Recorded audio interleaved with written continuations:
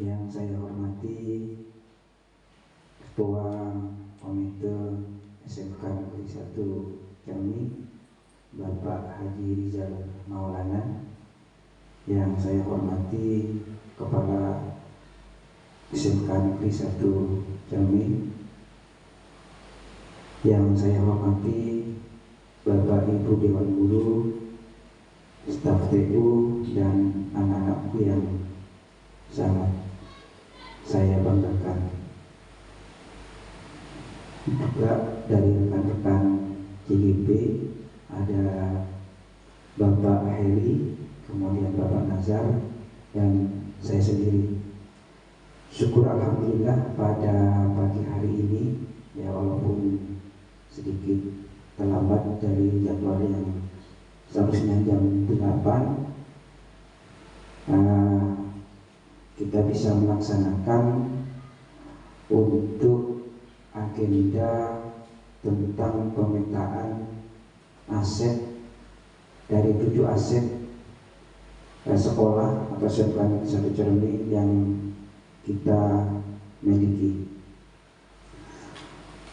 Sholawat dan salam semoga tetap tercurah limpahkan keharibaan baginda Rasulullah SAW.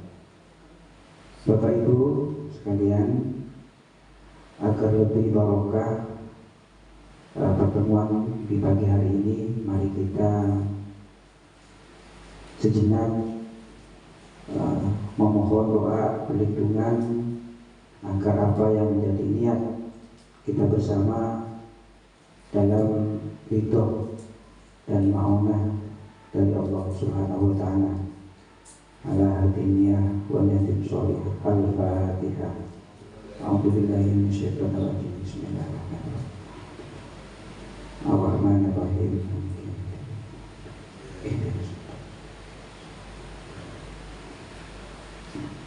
Terima kasih Bapak Ibu sekalian.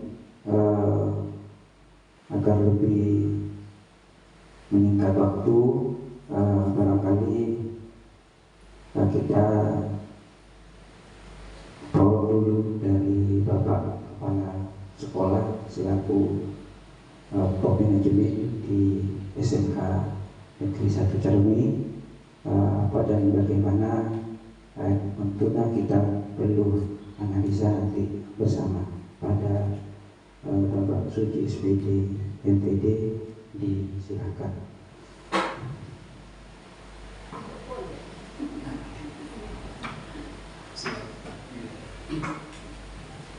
Assalamualaikum warahmatullahi wabarakatuh.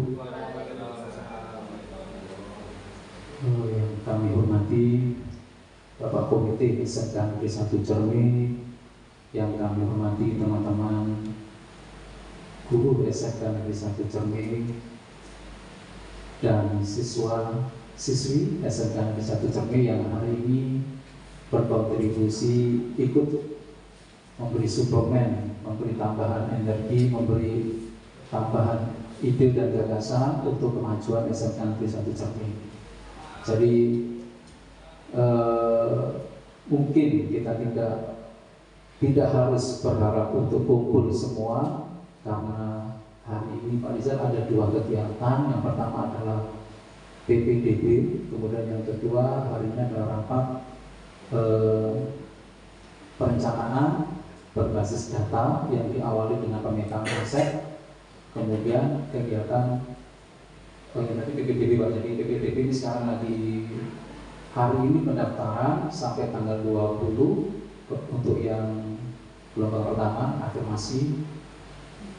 Jadi teman-teman terbagi menjadi 2 kegiatan, menerima siswa dan menjalankan kegiatan yang dimotori oleh teman-teman dari guru penggerak. Jadi yang terpenting adalah bukan, kalau situasi kayak gini kita harus pandai-pandai mengambil hikmah. Jadi bukan mengejar tadi pada banyaknya, tapi yang kita kejar adalah apa yang kita hasilkan nanti. Walaupun di komunitas yang besar, tapi kalau hasilnya kurang bermakna, mungkin kurang juga mengena. Tetapi kalau kesannya sedikit, tapi insya Allah hari ini kita menghasilkan yang sangat bermakna bagi SMK Negeri 1 Cermin.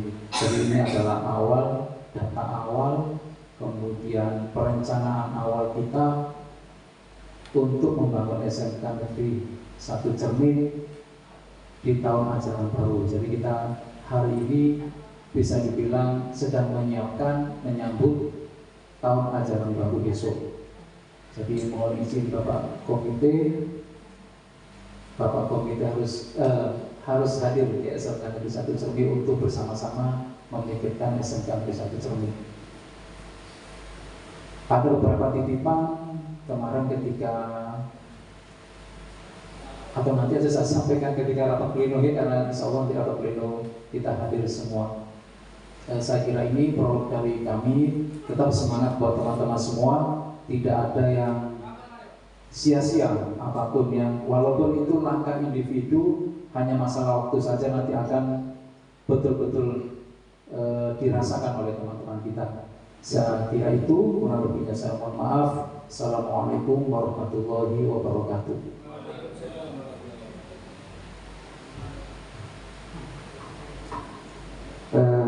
Terima kasih pada Bapak Kepala Sekolah.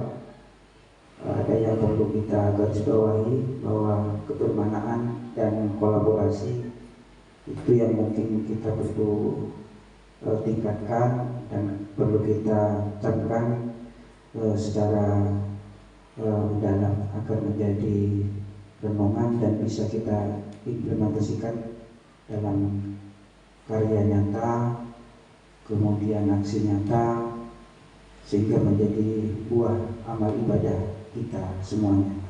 Selanjutnya kepada Bapak Haji Rizal selaku Ketua Komite, barangkali ada hal-hal yang perlu disampaikan dalam pemetaan aset di SMK Negeri 1 Cermin. Kepada beliau saya persilahkan. Assalamualaikum warahmatullahi wabarakatuh. Yang terhormat Bapak Kepala Sekolah SMKN Cermin dan kepada rekan-rekan guru-guru yang saya hormati, syukur alhamdulillahirrahmanirrahim. Salawat dan salam tetap tercurah oleh junjungan Nabi Muhammad Sallallahu Alaihi Wasallam. Bapak Ibu yang kami hormati, kami sebagai komite, walaupun kerjanya cuma lengkap daripada Dewan Guru yang otomatis yang banyak berperan, yaitu kepala sekolah dan guru-guru. Namun kami memikirkan, walaupun lambat laun kami sudah memikirkan kepada bersama teman-teman komite, yaitu masalah perluasan tanah sudah dipikirkan, walaupun waktunya masih belum. Ini apa tahun depan. Cuma kemarin ada tamu saya Artena Pagelar, Pangade, menghubung yang di belakang ini, yang punya tanah di belakang itu ke rumah, itu Pangade, nah Pagelar itu istilahnya mau dijual katanya. Nggak tahu harganya berapa, cuma mau dijual katanya. Iya. Itu cuma Panggelar, adalah Pangade, bukan orangnya yang ke rumah itu Pangade. Iya, saya lakukan. Cuma kami sebagai komite masih rembuk-rembuk dengan wali murid itu, karena sekarang pemerintah masih belum siap untuk memberikan dana untuk pembelian tanah. Jadi dibebankan kepada wali murid. Sedangkan wali murid di Cermin ini masih rendah, masih ekonomi masih rendah. Artinya kalau dipaksakan, ya. Tapi putus harapan kami dengan teman, mari kita berdoa pada bapak-bapak, ibu-ibu yang mengelola sekolah ini. Artinya kalau cintanya kita dengan sekolah, insya Allah sama-sama. Insya Allah komite kami dukung apa gagasan-gagasan dari bapak, dari bapak kepala sekolah untuk kemajuan SMK depan. Demikian dari kami. Assalamualaikum warahmatullahi wabarakatuh. Terima kasih kepada Bapak Komite, ada yang perlu dicatat bahwa kita terus terang sangat butuh terhadap lahan, walaupun sekedar informasi itu merupakan sebuah rezeki bagi kita, karena pengapel itu penting, informasi itu penting, apalagi sudah dibukakan jalan. Mudah-mudahan dengan ridho Allah sesuatu yang tidak mungkin menjadi yang mungkin. Karena baru saja saya datang ke SMK Negeri 1 Cermi, tidak mungkin sekolah ini seperti ini. Ini ada saksi sejarah nyata, dan bahkan sekarang sudah bertambah juga Pak Nasihin. Dulu 79, jam 7 masuk, jam 9 pulang, karena takut kepanasan. Akhirnya kita mendapatkan nilai kesejukan di ruang AC, ada kelas dan sebagainya. Mudah-mudahan bukan hanya nanti lahan, juga beserta bangunan yang akan bertambah, karena itu merupakan aset kita, aset Cermi, aset bangsa dan negara. Itu mudah-mudahan sekedar informasi dari komite, barangkali bisa kita tindak lanjuti, dan mohon doanya dari rekan-rekan guru yang lainnya agar selalu kita mendapatkan kemudahan. Bapak Ibu sekalian, mungkin nanti tentang pemetaan aset ini akan dijelaskan apa dan bagaimana oleh Bapak Nazar, kemudian Bapak Heri, tentunya nanti secara bersama-sama. Kepada Bapak Nazar, disilakan.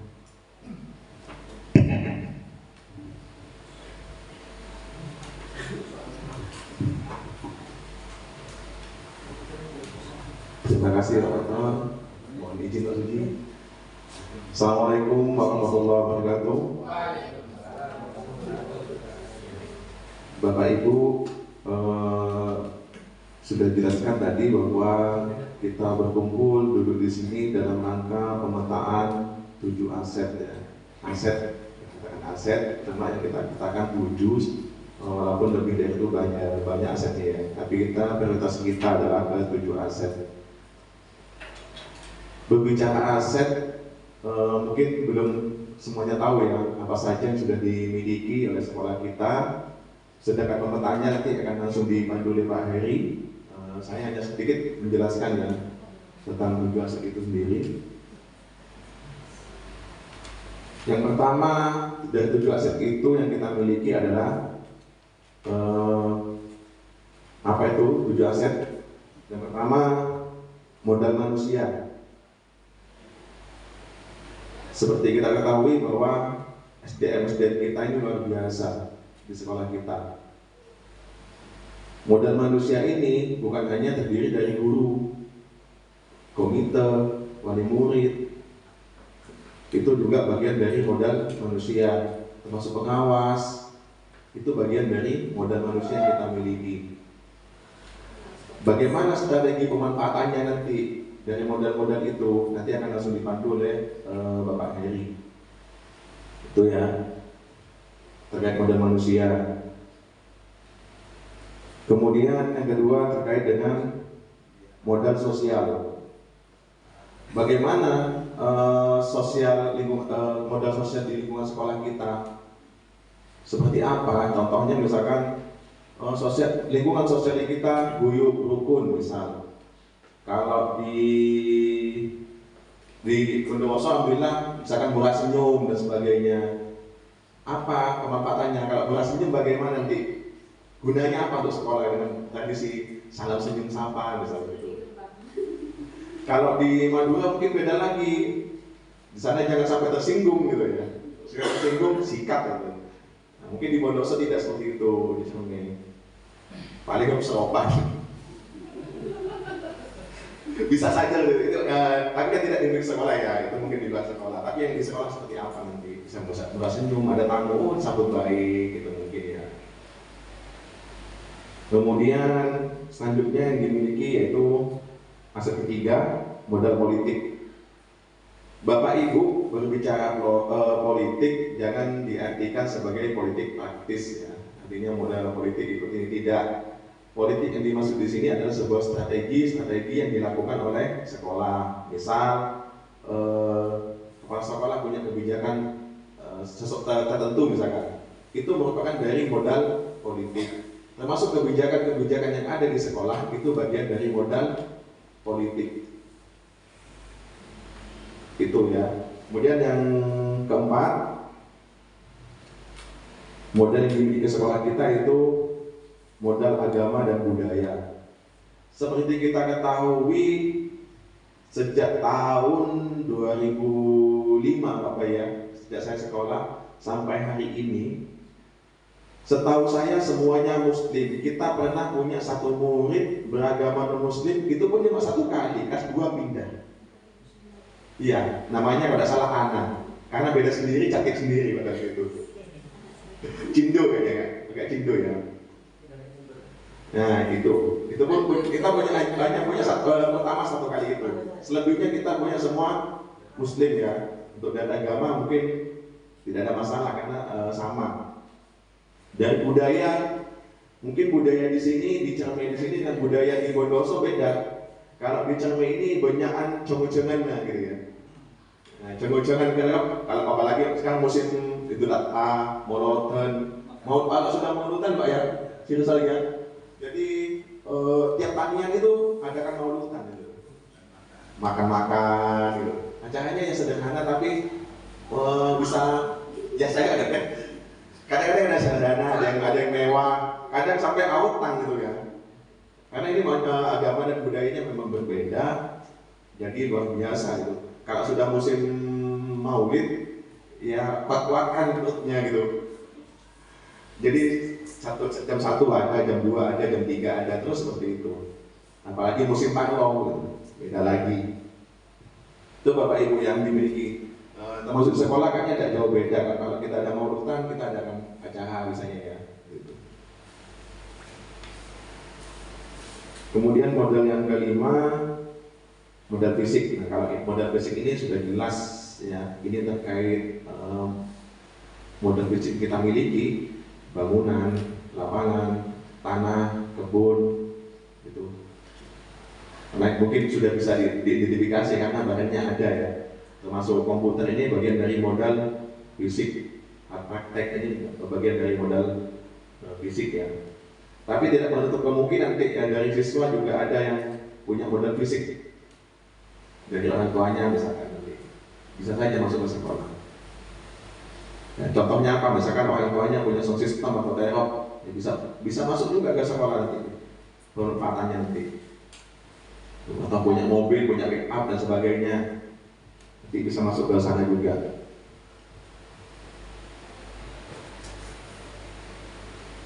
Nah, ini juga modal yang keenam yaitu modal lingkungan alam. Modal lingkungan alam, bagaimana lingkungan alam di sekitar kita? Mayoritas mata pencahariannya apa? Apakah kita dekat dengan laut? Apakah mata pencaharian di sekitar kita sebagai nelayan atau sebagai petani? Kalau kita melihat sekilas, semuanya petani ya, karena kita dengan cukup mewah, dekat sawah gitu. Sudah kemudian kita juga dekat dengan Botosoon, cukup dekat sekali bahkan di belakang kelas.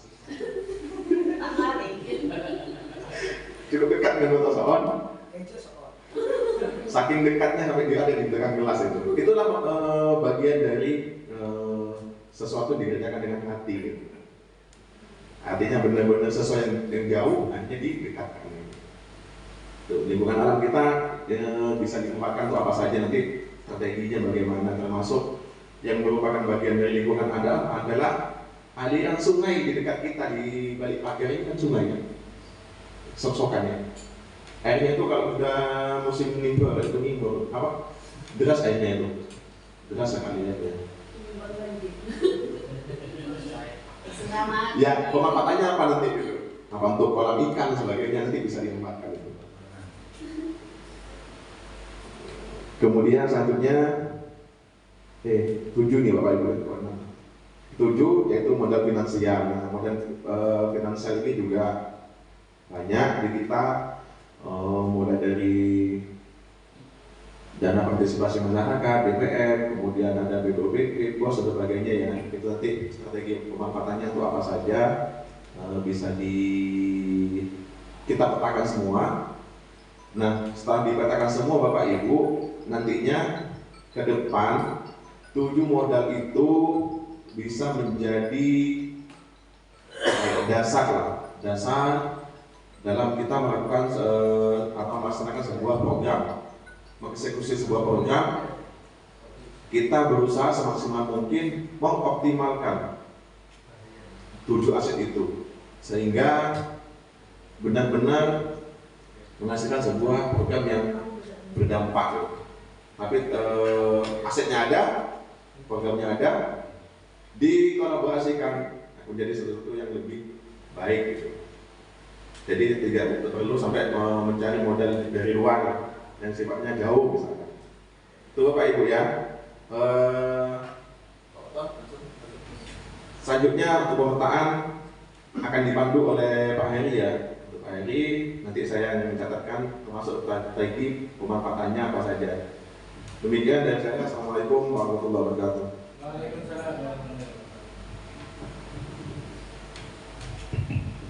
Bismillahirrahmanirrahim. Assalamualaikum warahmatullahi wabarakatuh. Mohon izin Bapak Kepala Sekolah dengan Bapak Komite. Jadi di sini saya meneruskan penjelasan dari Pak Nasar ya. Jadi 7 aset. Nah, ini mungkin hal yang baru. Selama ini sering kita dengar adalah aset. Nah, aset itu apa saja ya? Tadi sudah dipaparkan ada 7 ya. Kalau selama ini sering kita dengar cuma aset itu adalah sarana-prasarana. Sampai tadi Pak Haji Rizal juga mungkin mengiranya, lahan ini kayaknya. Iya. Nah dulu awalnya juga itu, sebelum ikut CGP, karena ini materi terakhir, ternyata ini bagus sekali materinya. Jadi ada 7 aset, termasuk manusia pun masuk di dalamnya. Nah, jadi mohon maaf ya, saya mungkin lebih enak berdiri karena di sini agak dingin ini AC-nya. Jadi saya berdiri. Jadi gini ya. Nah, dengan adanya 7 aset ini, ibaratkan kita melangkah mau membuat sebuah usaha. Mungkin ini ranahnya Pak Fathor ya, kewirausahaan. Dibutuhkan adalah modal, bukan cuma semangat. Semangat perencanaan tanpa adanya modal, ini kadang bingung. Kita dengan adanya 7 aset ini, makanya nanti akan kita data di sekolah kita apa saja aset-aset itu. Nah, kiranya nanti data ini akan kita gunakan, nah nanti akan digunakan di tingkat manajemen mungkin ya. Jadi kami di sini CGP cuma membantu di bagian pendataan, dan alhamdulillah ada program dari Bapak Kepala Sekolah katanya ada berbasis data ya. Nah, data ini yang akan kita bantu untuk menyiapkan dan mudah-mudahan data ini berguna untuk kedepannya. Karena kita jangan melihat ke belakang terus. Sekolah lain banyak yang lebih maju dari kita, usianya lebih muda dari kita. Saya sendiri di sini masuk ya bareng Pak Fathor, Pak Nasihin tahun 2006. Lebih lama lagi Pak Nasar ini dengan Pak Bayhaqi 2005 ini. Tahu kondisi sekolah 2005 itu seperti apa di sini. Nah, tapi kan selama ini kita masih kebanyakan kita cuma mengembangkan itu instruksi atau bantuan dari pusat, sedangkan kita sendiri masih belum ada keinginan. Kalau keinginan banyak ya, tapi yang terrealisasi mungkin masih jauh dari 100% ya. Jadi untuk mengembangkan sekolah dari kemampuan guru dan murid.